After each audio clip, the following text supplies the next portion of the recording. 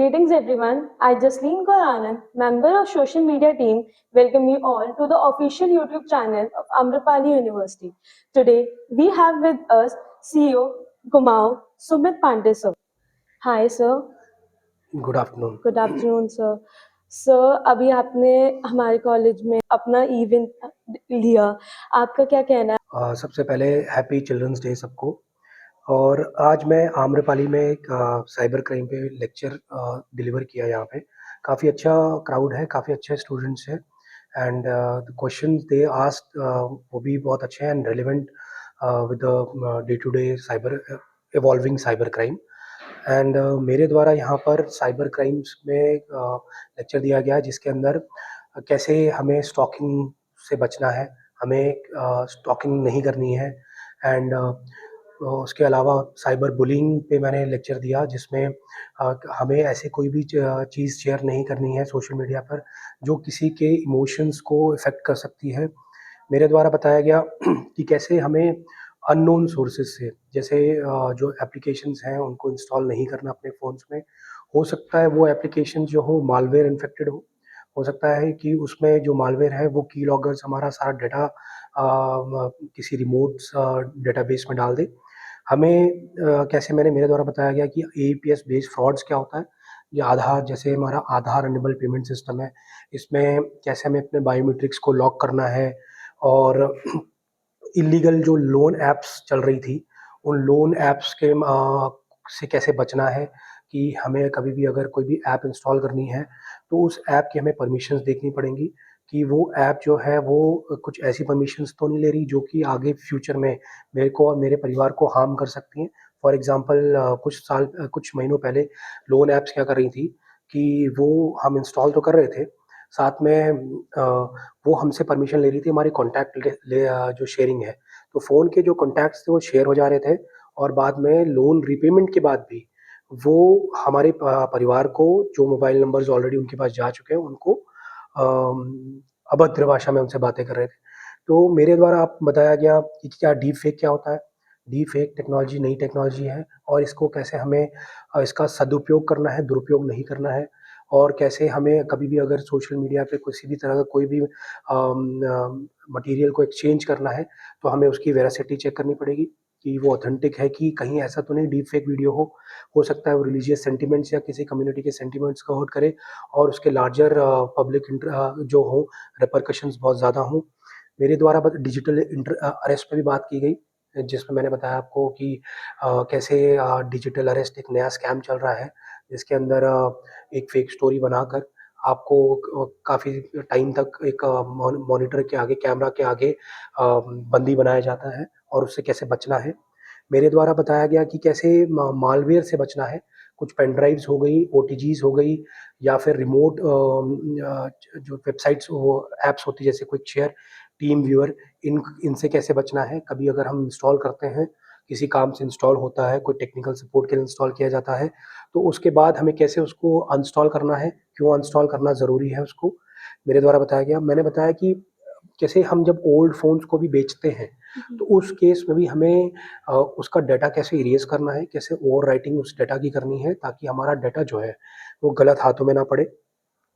और आजकल बहुत ज़्यादा जो चल रहा है वो है टेलीग्राम बेस्ड फ्रॉड्स जिसके अंदर लाइक्स करना पड़ रहा है कि वेबसाइट्स के जो रिव्यूज़ हैं, गूगल रिव्यूज़ उनको लाइक के एवज़ में पैसे माँगे जा रहे हैं या आईएमडीबी पे रेटिंग मूवीज़ की रेटिंग बढ़ाने के लिए पैसे माँगे जा रहे हैं। तो इन सब से भी हमें बचना है। स्टार्टिंग में हो सकता है कि ₹150 का एक लिंक क्लिक करने पे, लाइक करने पे हमें कुछ रुपए वापस आ सकते हैं बट इन नियर फ्यूचर हमारे पैसे इसमें जाते ही हैं क्योंकि एक टाइम के बाद पैसा रिटर्न करना बंद हो जाते हैं और हमारा सिर्फ इन्वेस्ट ही हो रहा होता है पैसा, हमें रिफंड नहीं होता है। एट द एंड क्या होता है कि टेलीग्राम ग्रुप्स जो हैं ये बंद हो जाते हैं, इनकी कोई ट्रेसेस नहीं रहते। मेरे द्वारा बताया गया कि क्या सोशल इंजीनियरिंग क्या होती है। सोशल इंजीनियरिंग एक ऐसी टर्म है जिसके अंदर हम कैसे अपना छोटे-छोटे चंक्स में अपना डाटा ऑनलाइन शेयर कर देते हैं या फिर अगर ऑनलाइन में नहीं है तो ओवर फ़ोन जो हमें कोई कॉलर कॉल करता है और हमसे हमारा डाटा माँगता है, कैसे वो स्टोरीज़ कुक्ड अप स्टोरीज़ के माध्यम से कैसे वो हमारा डाटा ले सकता है। मेरे द्वारा बताया गया कि डिजिटल फुटप्रिंट्स क्या होते हैं। जैसे हमारे फिंगर प्रिंट्स होते हैं, वैसे ही डिजिटल फुटप्रिंट्स होते हैं। They are very hard to erase, और एक ही जो डिजिटल डाटा है वो मल्टीपल सर्वर्स पे हो सकता है रखा हुआ हो, तो वो इरेज नहीं होता है। तो अगर हमें कभी भी कुछ भी हम ऐसा करते हैं, अपने इंटरनेट का यूज़ करते हैं, तो हमारे digital footprints in the form of IP logs date and time create होते हैं। हमारा मोबाइल नंबर भी उसमें आईपी लॉक से हमारे टीएसपीस के साथ कनेक्टेड रहता है। तो कुछ भी हम सोशल मीडिया पर या फिर इंटरनेट पे करते हैं, उसका हमें ध्यान रखना है कि हमें जो हमारा इंटरनेट है इसका प्रोज़ को ही हम यूज़ करें। हमें सर्चिंग करनी चाहिए, कॉन्स को अवॉइड करो। हम अगर कुछ गलत चीज़ सर्च करते हैं, या हम कुछ गलत चीज़ देखते हैं, या फिर एंटी गवर्नमेंट, या फिर एंटी, आप ये सोचें कि एंटी पब्लिक, हम कुछ भी ऐसा काम करने की कोशिश करते हैं, तो वो सब चीज़ें ट्रेस हो रही हैं। हमें अवॉइड करना चाहिए चीज़ें, और दूर रहना चाहिए इनसे। और मेरे द्वारा आपको साइबर स्लेवरी से भी अवगत कराया गया, जिसके अंदर कैसे फॉरेन अब्रॉड की नौकरीज़ के लिए हम हमारे जो यूथ हैं वो म्यांमार एंड हमारे इन लाओस, कंबोडिया जैसी कंट्रीज़ के अंदर ट्रैप हो चुके हैं। गवर्नमेंट पूरा प्रयास कर रही है उनको, और काफ़ी हद तक सफल भी रहे हैं, बट फिर भी हमें भी अवेयर रहना पड़ेगा कि ऐसा कभी भी हमें लालच मिलता है, हमें बताते हैं कि फॉरेन जाना है, तो कंपनीज़ की वेरासिटी को हमें चेक करना पड़ेगा, कंपनीज़ के बारे में बैकग्राउंड चेक करना पड़ेगा कि ये जेन्युइन है कि नहीं है। इतना यूथ को कैसे आएगा सर कि कैसे अवेयर रहना है, क्या प्रोज है? यूथ, हमें तो गेस्ट लेक्चर मिल गया, हुँ। जैसे और यूथ है उसको कैसे ये सब चीजों की नॉलेज मिलेगी? हमें देखिए, हर एक जो न्यूज़पेपर्स भी हैं उसके ऑनलाइन डिजिटल प्रिंट जो है सबके फ़ोन्स में आता है। हाँ इन जी। शॉर्ट्स भी आप यूज़ करते हैं, बहुत सारी मीडिया में। उसमें जब आप एक सेलेक्ट भी कर सकते हैं कि साइबर अवेयरनेस से रिलेटेड भी मुझे वो इन्फॉर्मेशन चाहिए। 24 आवर्स में से 5 से 10 मिनट हम दिन में निकाल सकते हैं, जिसके अंदर हम लेटेस्ट क्राइम्स, हमारे शहर में क्या क्राइम हो रहा है, साइबर में किसी की ठगी तो नहीं, हमारी पुलिस ने क्या काम किया, इंडियन पुलिस ने क्या काम किया।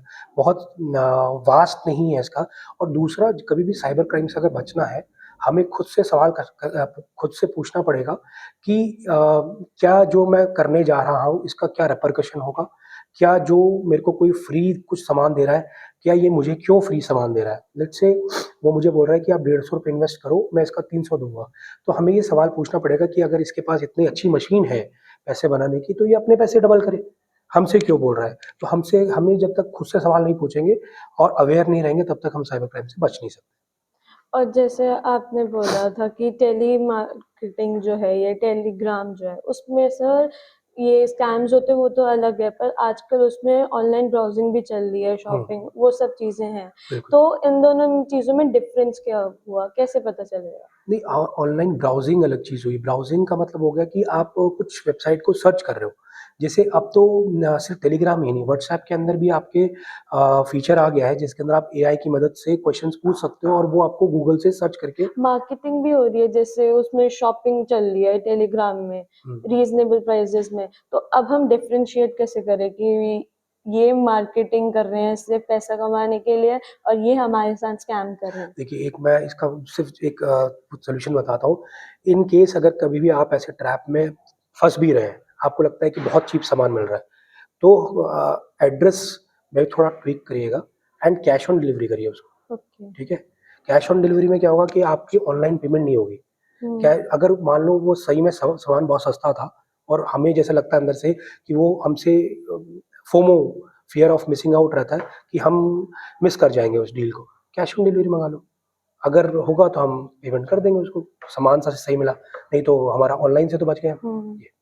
और आपने वेबसाइट्स बताई जिससे बचने के लिए, इन हुँ। सब साइबर क्राइम से अपना इशू रिपोर्ट करने के लिए, वो सब वेबसाइट्स के बारे में? एक वेबसाइट है cybercrime.gov.in।